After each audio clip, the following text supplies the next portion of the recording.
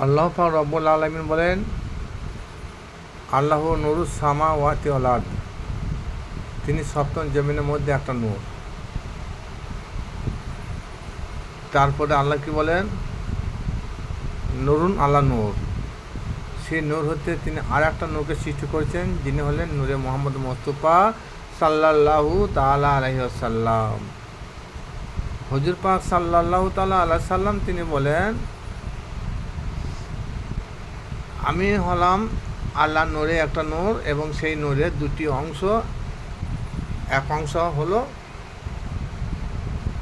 মওলানা আলী আলাইহিস সালাম, আর এক অংশ হলো আমি। তাহলে একটা নূরের দুটি অংশ, একটা হলো হুজুর পাক সাল্লাল্লাহু তাআলা আলাইহি সাল্লাম, মওলানা আলী আলাইহিস সালাম। এরপরে হুজুর পাক বলেন যে আলীকে ভালোবাসে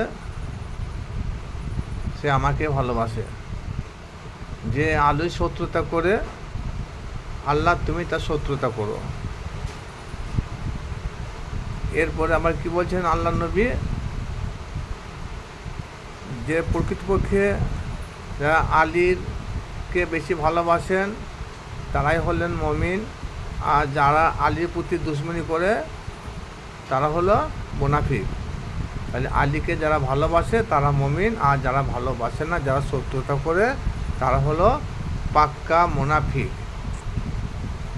এরপরে আল্লাহ নবী কি বলেন, মান কুনতু মাওলা ফা হাজা আলিউন মাওলা।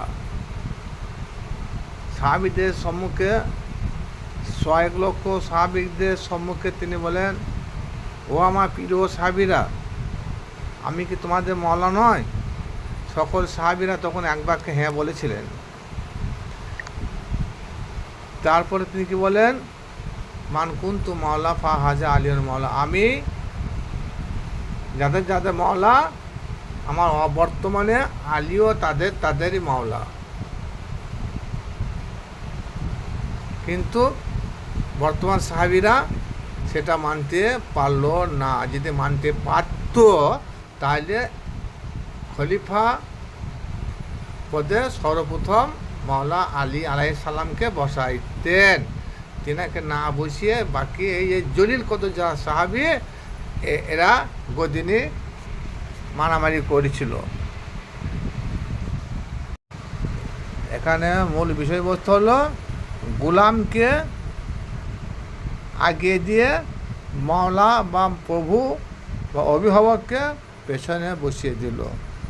কোরআন বলছে, তোমাদের হুজুরের আগে কথা বলিও না, তোমাদের হুজুরের কণ্ঠস্বরের উপর কণ্ঠস্বর তুলিও না, তার আগে বাড়াবো চলিও না।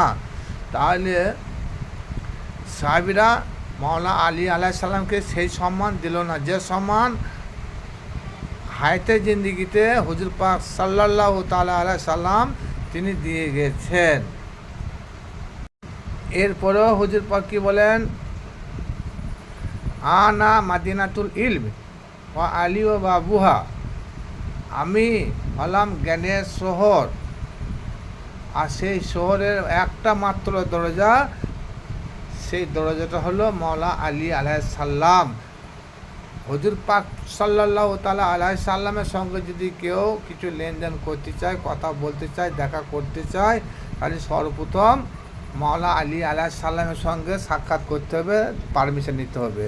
তাহলে আল্লাহর নবীর সাথে দেখা করতে হলে মাওলানা আলী আলাইহিস সালামের পারমিশনের দরকার, কারণ মাওলানা আলী হলেন সেই শহরের বা সেই দরজার মালিক, আর শহরের ভিতরে ঢুকতে গেলে সে মাওলানা আলীর পারমিশন দরকার। তাহলে আল্লাহর নবীর সঙ্গে দেখা করার পর আলীর সঙ্গে কবে দেখা করতে হলো, মাওলানা আলীর সঙ্গে 2 বার দেখা করতে হবে, আল্লাহর নবীর সঙ্গে 1 বার দেখা করতে গেলে। কারণ আল্লাহর নবীর কাছে আমি কোনো কিছু জিনিস আনতে গেলাম, কোনো মশলা জানতে গেলাম, তাহলে কি করতে হলো, প্রথমে আলীর সঙ্গে দর্শন করতে হলো। তারপরে হুজুরের কাছে গেলাম, হুজুরের কাছে চাওয়া পাওয়া মিটে গেল, চাওয়া পাওয়া মেটার পর আবার সে মাওলানা আলীর দরজায় সামনে এসে তিনার সম্মুখে সাক্ষাৎ করে আবার বেরিয়ে আসতে হলো। তাহলে এখান থেকে বোঝা গেল যে আল্লাহর নবীকে সাক্ষাৎ করতে গেলে মওলা আলীর সঙ্গে দুবার সাক্ষাৎ করতে হবে। এতগুলো কথা বলার পরিপ্রেক্ষিতেও আমি একটাও সাহাবীদের কথা উল্লেখ করলাম না, কারণ এই ধরনের কথা হাদিস কোরআনে একটাও সাহাবীদের সামনে আল্লাহ নবী পাক সাল্লাল্লাহু তাআলা আলাইহি সাল্লাম বলেন নাই। এবং সরাসরি সূরা আয়াত নম্বর 23 এই আয়াতের মহান আল্লাহ পাক রব্বুল আলামিন বলেন,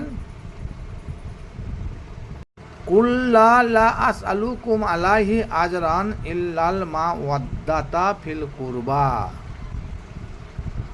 আমার সঙ্গে যদি কিছু লেনদেন করতে হয়, আমাকে যদি কিছু দিনের পরিবর্তে কিছু উপহার দিতে হয়, কিন্তু আমি কিছুই চাই না। আমি চাই আমার আহলের প্রতি, পাক পঞ্জাতনের প্রতি একটু মহব্বত চাই। কারণ এই কথাটা আল্লাহ পাক রব্বুল আলামিন তিনার প্যারা হাবিব নবী মুহাম্মদ মুস্তাফা সাল্লাল্লাহু তাআলা আলাইহি ওয়াসাল্লামকে বলতে বলেছেন যে হাবিব তুমি বলো, তোমার কাছ থেকে এরা যে দিন পেয়েছে তোমাকে অনেক কিছু উপহার দিতে চাইছে, তুমি কিছুই চাই না, চাই শুধু আমার আহলে বাইতের প্রতি একটু মহাব্বত। 63 বছর জিন্দিগিতে তিনি আপন পরিবারবর্গের জন্যে, অর্থাৎ মওলা আলী, ফাতেমা, হাসান, হোসেনের জন্যে মদিনাবাসীর কাছে এবং তথা আজ সেটাকে ব্যাখ্যা করতে গেলে সারা বিশ্বের লোকের কাছে একটু হাত পেতে চেয়ে গেছেন যে আমি কিছুই চাই না। কারণ তিনি দিনটা শুধু মদিনার মধ্যে দিয়ে যান নাই, দিনটা সারা বিশ্বের মধ্যে ছড়িয়ে দিয়ে গেছেন দিন ইসলামটাকে। তাহলে সারা বিশ্বে যা দিন ইসলামের মধ্যে রয়েছেন, দিন ইসলাম গ্রহণ করেছেন, তাদেরকে উদ্দেশ্য করে কথাটা বলা হয়েছে যে আমি তোমাদের কাছে আমার আহলে বাইতের প্রতি একটু মহব্বত চাই, কিন্তু সাহাবীদের প্রতি একটু মহব্বত চাই, এ কথা আল্লাহ নবী বলে যান নাই এবং আল্লাহ বলতে বলেন নাই।